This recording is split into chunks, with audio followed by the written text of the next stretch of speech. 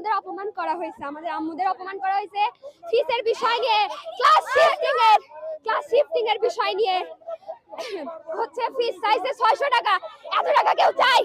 তারপরে আমাদের স্কুল হচ্ছে টাস্ক কর্তৃক, ওখান থেকে টাকা আছে, সরকার থেকে বেতন পায় তারা কেন এত টাকা নিবে?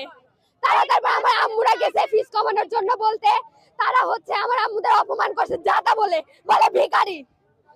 আমরা জানি যে এই একটা টাস্ক ফোর্সের আন্ডারে এখান থেকে অনেক অনুদান আসে, সেই অনুসারে ফি বাড়ানোর কোনো এখতিয়ার নাই। আমাদের বর্তমান যে ওই স্কুল ফি এর বাবদ কত মানে বেশি কত টাকা আদায়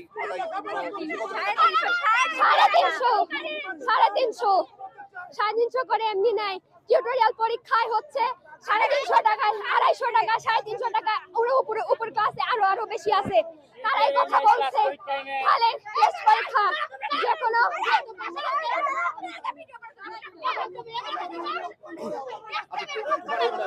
ম্যাডামের নাম কি? সুরাইয়া সুলতানা।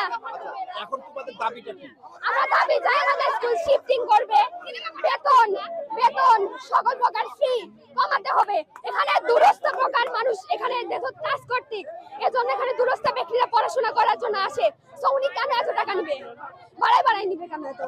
পরীক্ষার ফি আমাদের মাসে 4 বার পরীক্ষা নেয়, তারা টিউটোরিয়ালে যদি 350 টাকা নেয়, তাহলে আমাদের অর্ধবার্ষিকে নিচ্ছে 600 টাকা। তাহলে আমাদের হচ্ছে আমাদের বার্ষিকে 1000 নিলে কোনো মানে নাই। এখন 600 টাকা বর্তমানে 1000 নিলে কোনো গ্যারান্টি বলেন যে আমাদের হচ্ছে আমরা নাকি ভিখারি।